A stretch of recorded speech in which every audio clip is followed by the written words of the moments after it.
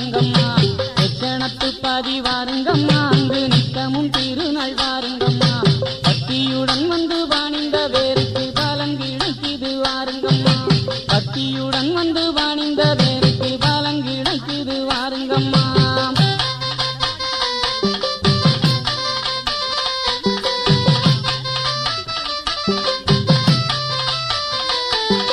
ஓங்கி வளர்ந்த கோடி மரமாம் அதில் ஒய்யாரமான திருக்கோடியாம் ஓங்கி வளர்ந்த கோடி மரமாம் அதில் ஒய்யாரமான திருக்கோடியாம் ஒண்ணுக்கொண்ணு ஒத்து வாழணும்னு அது உண்மைய சொல்லுது பாருங்கம்மா